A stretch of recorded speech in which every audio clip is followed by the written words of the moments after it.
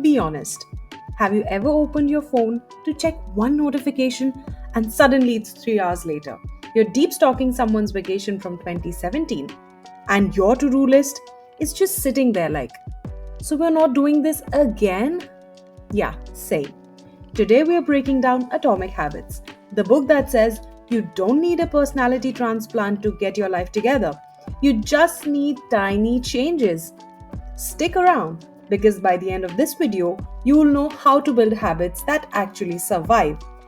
Longer than your New Year's resolution, probably. Lesson number 1: Tiny habits, massive results. What if I told you that tiny changes, things almost too small to notice, could completely transform your life? In Atomic Habits, James Clear teaches us how even 1% improvement every day leads to remarkable results. If you improve by 1% every day, you will be 37 times better. Think about someone who starts walking just 10 minutes every morning. 10 minutes is nothing. You spend more time deciding what to watch on Netflix. But those 10 minutes compound into more energy, better mood, healthier joints, and eventually a full workout routine. Big change is really just small change repeated. Lesson number 2: Systems over goals.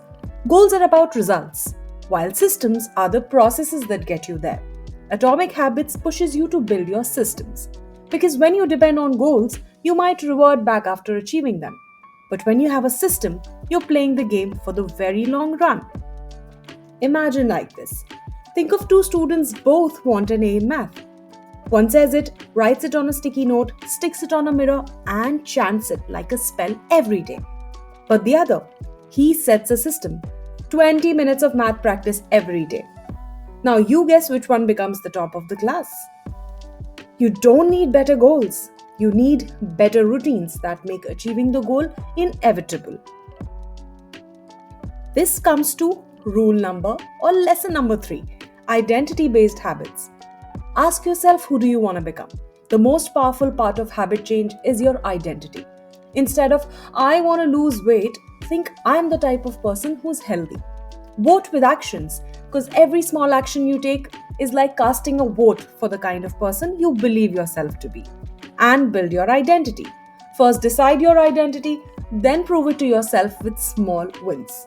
Think of it like this: if I hand you a cigarette today and say no thanks, I'm trying to quit. So I'm still identifying as a smoker who's trying not to smoke. But if I say no thanks, I'm not a smoker. Now that's identity. One version struggles while the other decides. So ask yourself, what kind of person do I want to become? And then ask, what is that smallest action that proves this identity? You want to be a writer? Write one sentence. Want to be fit? Do 5 push ups.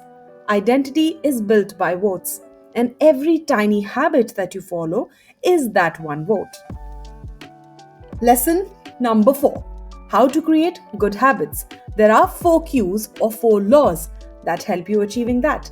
Make it obvious, make it attractive, make it easy, and make it satisfying. Let's say you want to drink more water. If your water bottle is buried in your backpack, under your laptop, 3 banana peels, and a jacket from 2019, yeah, you're not drinking that water. Making it obvious, putting the water bottle on your desk, next to your bed, or in your car cup holder. Because real world people who want to eat healthier, they often put a bowl of fruit on the kitchen counter and hide the cookies on the top shelf. Because they make their environment stronger. Second law: make it attractive. We do things that we enjoy, and we try avoiding things that we don't. Isn't that simple? If you want to run, but you hate running, pair it with something fun. Try doing it. Listen to your favorite playlist or podcast only when you run. Your brain will start craving the run just to get that reward. It's like tricking yourself, but for good deeds. Making it easy. That's the third law. Humans are lazy, and that's okay. Make habit frictionless. You want to play the guitar? Keep it on a stand, not in a case under the bed, so that you can't even see it. You want to eat healthier? Meal prep on Sundays instead of cooking from scratch every day, making it easier. Here's a true story. There's a guy who wanted to eat fewer chips, so he put the chips on the highest shelf. To get them, he had to drag a chair, Climb it, stretch his arm, do a lot of work. Suddenly, chips became a weekend treat instead of a daily ritual. So, friction works both ways: reduce friction for good habits and increase friction for bad ones. Make it satisfying. Our brains love rewards. If a habit feels good, we come back to it. This is why people who check off a calendar for their habits, they feel like superheroes. You get that tiny buzz of dopamine that says, "Yes, I did the thing." James Clear calls this one trick "don't break the chain method." Each day you do the habit, you mark an X. Soon you've got a long chain of X's and your brain doesn't want to break it. Simple, brilliant, and it works every time. Coming to lesson number 5: breaking the bad habits with the inverse laws. To break a bad habit, you invert the 4 laws. Make it invisible, hide the snacks. Making it unattractive, where you remind yourself of the downsides. Make it difficult. Add friction, log out, and make it unsatisfying. You tell your friend about your goals, and they'll make your quitting hurt a little more. Coming to lesson number 6: the plateau of latent potential.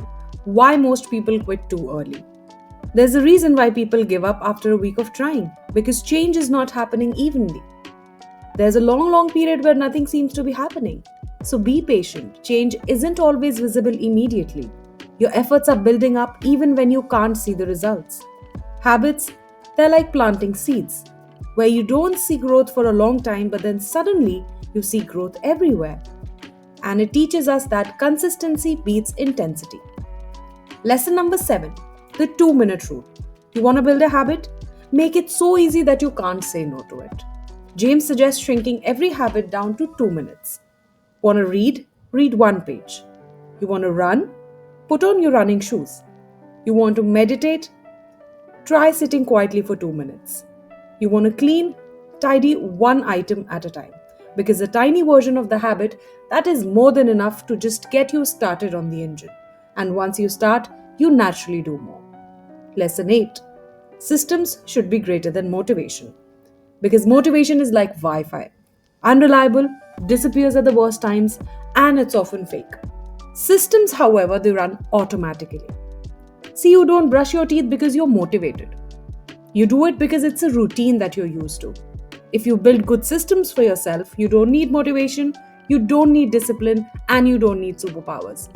Because habits, they automate your success. The final lesson: it teaches us that you are the architect of your habits. Everything that you're repeatedly doing, it's shaping your identity, your confidence, health, relationships, and your future. Atomic Habits isn't about achieving that perfection. It's about building tiny habits, tiny actions that make success the default, not the exception. Your life is basically a collection of habits, so changing your habits, you're changing your life. So the question is now simple: what's that one tiny habit you can start today that your future self will thank you for? Not a big one, not a crazy one, just one tiny atomic action. Thanks for watching. If you like this video, do check out some more awesome content on our channel.